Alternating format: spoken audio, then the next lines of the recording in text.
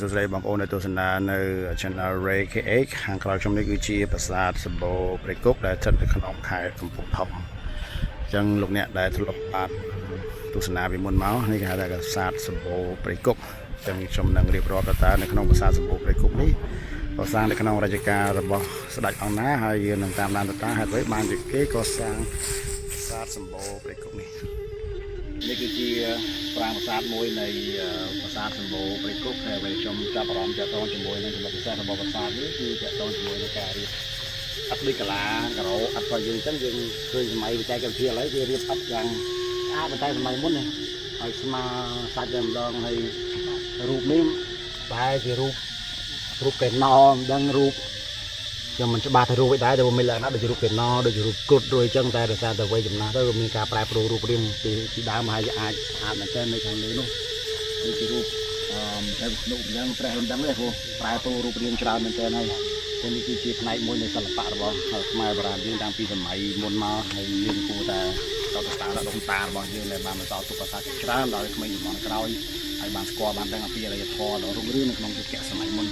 អរគុណខ្ញុំនឹងរៀបរាប់អំពីព្រឹត្តិការណ៍តាក់ទងជាមួយនឹងតំបន់នេះតាក់ទងជាមួយនឹងប្រាសាទសម្បូរព្រៃគុកបាទអរគុណច្រើនតាមបានមួយខ្ញុំអរគ្នា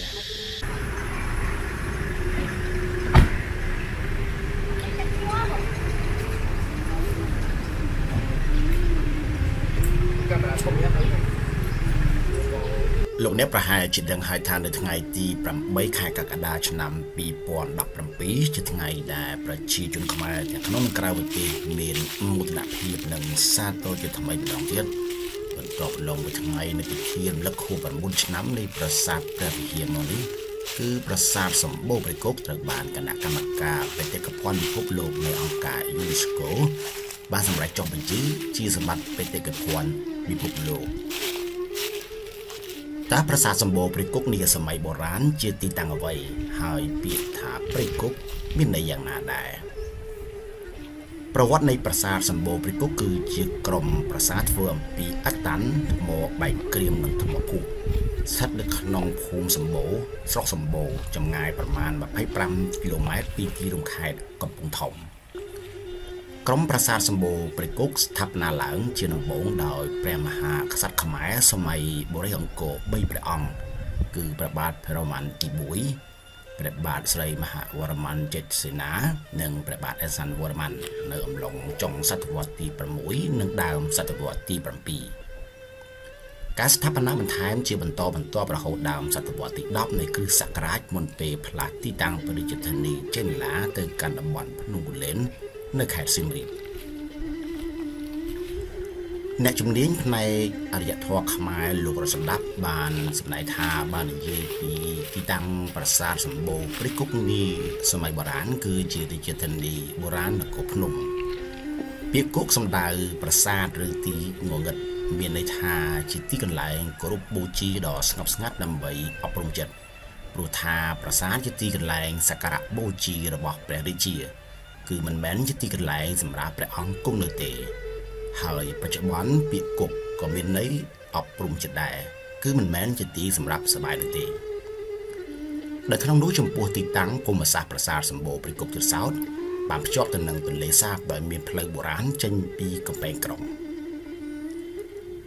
ក្នុងបរិវេណនៃទីក្រុងនេះគឺមានកំពែងព័ទ្ធជុំវិញដោយដី2ជាន់ហើយជ្រុងខាងលិចប្រវែងប្រមាណ2គីឡូម៉ែត្រនិងមានរៀបចំប្រព័ន្ធផ្លូវទឹកយ៉ាងសម្បូរបែបទៀតផងចំពោះការរស់នៅរបស់ប្រជាជននោះវិញមានចំនួនរាប់ម៉ឺនគ្រួសារនៅចំកណ្ដាលក្រុងមានការរៀបចំអាសនៈយ៉ាងធំសម្រាប់ព្រះរាជាធ្វើសវនកម្មផងដែរលោករដ្ឋសម្ដេចបានបន្តថាប្រាសាទសម្បូរព្រៃគុកបានកសាងឡើងដោយព្រះបាទអេសានវរ្ម័នទី1ក្នុងសតវត្សទី7នៃគ្រិស្តសករាជបើតាមសាលាចារឹកជាភាសាសំស្ក្រឹតនិងភាសាខ្មែររាជធានីនេះមានឈ្មោះថាអេសានបុរៈព្រះនាមរបស់ព្រះអង្គផ្ទាល់អ្វីដែលសំខាន់នោះក្នុងរជ្ជកាលព្រះអង្គចំពោះការគ្រប់គ្រងគឺផ្នែកតាមនយោបាយនិងសាសនា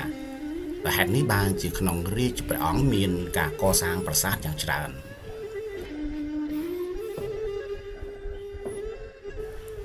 ក្នុងនោះចំពោះការកសាងក៏មានច្រើនដំណាក់កាលផងដែរមានន័យថាចាប់ពីសតវត្សទី7ដល់សតវត្សទី11ជាបន្តបន្ទាប់មានប្រមាណជា80ប្រាសាទ แต่ขนมจำนองประสาทอันนี้คือพิจารณาบานก็สร้างขนมราชการสลายจำนวน3 องปรุตาเหตุนี้บานเจียประสาทสมบูรณ์ปริกกเตอร์บานเกจัตนาขนมราชนาบัดเมียนโดยเจียสมบูรณ์ปริกกปริขมิงกระปุงเปรียกุเลนบาปูนเนื้อสัตว์วตีดอกมวยนี่เอง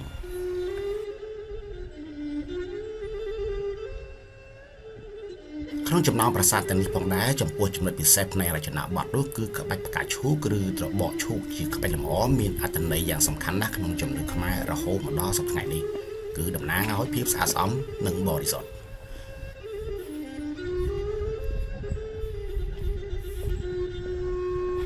สถัดขนมดำนักกาประวัติไก่หม้อประสาทสมบูรณ์ประกอบนึกขนมชนะมปอนประมุ่นโดยดำมวยตระบานจุดเจบารังลูซองลีบัตรมังตีเจ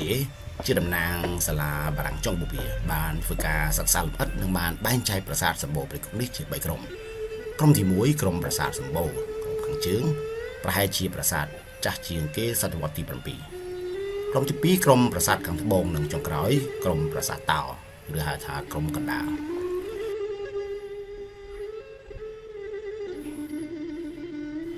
ต่อมาตีครั้งสมัยสงครามเนียศตวรรษชนะมาปอมประมวลโรยจัดสมอกรมประสาทสมบูรณ์ประกอบกับสถานขนมพิบไอการนำเบียนกากำเรื่องให้ปีทอมาจิตทำไมมาดองตีบนต่อเป็นลูกเนี่ยบานสนับในการรีบร้อนบอกชมดอกชมยูตะเลือไอกระซาได้บานจบสายในขนมเกหักปัวระบบติสไรกาขนาดรัฐมนตรีลูกเนี่ยไอบรรทอการทุสนาในบริเวณต่างสองในดับบอนประสานสมบูรณ์ไปกุกดอยสกัดดีดี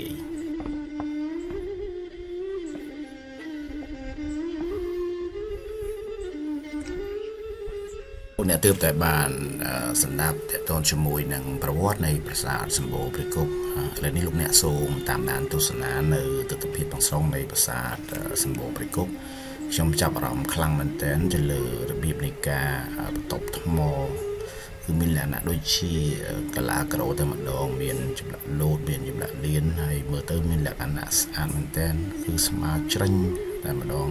จึงจะเมื่อเติมมีกระบะกระโบราชนาอ่านมันเต้ได้สาแต่สมัยการสงคราม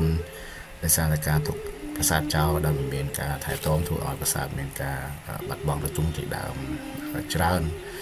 นี่คือเชียร์ไว้เด็กชมจับร้อมจะต้องชมวยนังการเรียบในอัดเชนเชียร์กลางกระโดดชมบ้านจะเป็นกูลูกเนี่ยพี่น้ำบอลจังจังหวัดสระบุรีกกนี้ลูกเนี่ยได้มันทรบานแต่ตุสนากูแต่ตุสนาแต่โปรปีบัญชาที่ปีกระบงทอมแต่ว่าเชียงมาปีปรามกระโดดในขนมประสาทบาลังกรมประสาทสองประสาทบาลังไข่แต่กระบงทอมยังมีประสาทตัวปอมเซมนี่ชนะในขนมบอลประสาทสมุทรปราการเอาไว้แต่เฉลี่ยขนาดแต่ตีนพอได้นั่นคือมีดาวมีชื่อสาวที่ชนะในจุบินประสาทสมบูรณ์ไปกุกในขนมบอลนั้นมีแหลกขนาดมันรูปมันแต่โปรไปได้ยืนโจตดาวในขนมติดตั้งระบบประสาทเดียวสังเกตเคยมีสมัยเรย์แต่หังก้อนเลยดาวชื่อแต่มันดองอะไรก็มีพิวตัวโจบอกได้แต่ตัวสนานในบอลลูกโปรประสาทสมบูรณ์ไปกุกไปจีปฏิกับพวกมันระบบไปพบโลกองค์การยูเนสโกบานเจ้าพันจีให้ดิฉันให้วิจิตรสมบัติระบบพิภพโลกวิจิตรสมบัติมนุษยชาติร่วมชินกลุ่มนี้สุดแต่เชื่อเนี่ยมาจากในตรวจสมบัติในออกนี้ของการถ่ายรักษาการปีในทุกเทลูกเนี่ยอาจจะมือเคยให้นี่คือชีตัวพิภพร่วมให้สมบูรณ์แต่ดาวธรรมในบ้านใบได้บันได้ใบใหญ่ยังกัดกรอกขึ้นมานี่คือชีแหลกขนาดหาทางจงระบบธรรมนิมวยมีแหลกอันหนักพิเศษเหมือนเต้นเมื่อตัวการจัดในจงระบบธรรมนิมวยสะอาดเหมือนเต้นลงเนี่ยธรรมนิจังลงหนักเลยนะมันมัดดังตาธรรมนิมิน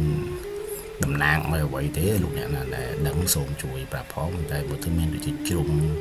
กำไพปุ่มใบจงมวยปีใบปุ่มปรามใบโดยที่ปุ่มใบจงปรามจงมีแหลกหนักเส้นปลายอีกเนี่ยจังลูกเนี่ยได้มันตัวมันตัวสนาในบอลประสาทสมบูรณ์ไปกว่านี้ลูกเนี่ยตัวตาจำหน่ายเป้บ้างตัวมือประสาทไอจีเกโดนตาระบอบยืนในบอลประสาทตกไปยืนจังนี่คือจะขับบัดเมื่อจะดูจะเกนอนติดดูจะมักกอติดดูจะกรุดติดบางบินเซนได้สารตรงตรีนุ่งเบียพลายชราในเมื่อใส่สกอที่เมื่อใส่ดังที่จังเมียนจำหนัก ស្តៀងនេះដែរនៅទាំងជាងប្រាសាទនឹងជាច្រើនបាទលោកអ្នកអាចបន្តការទស្សនា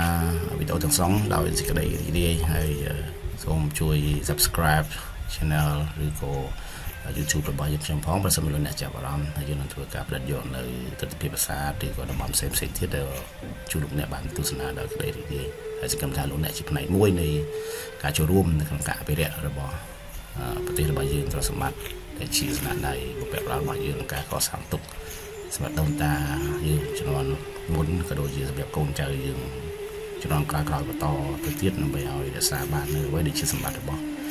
ប្រទេសយើងក៏ដូចជាសម្បត្តិមនុស្សជាតិនៅក្នុងកម្រិតពិភពលោកផងដែរ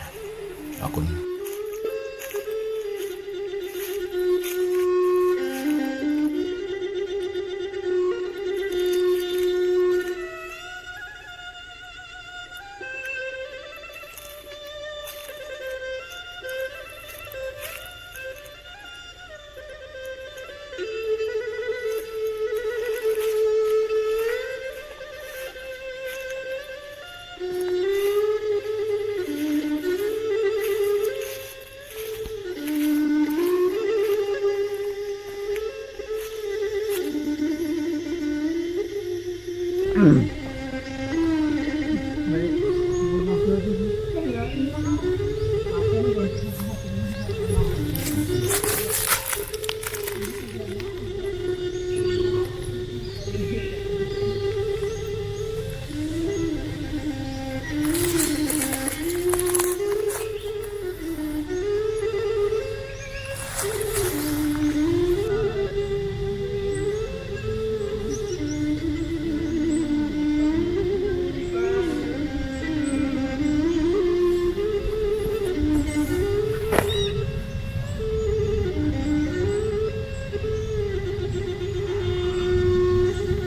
នេះស្អាតស្អាតហ្នឹង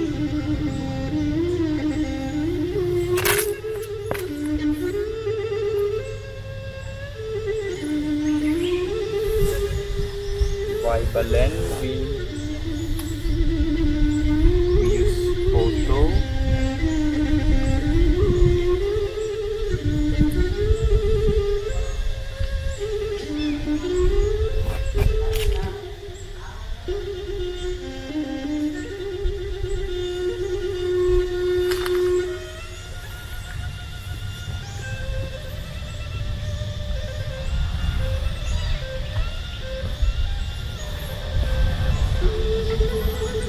take some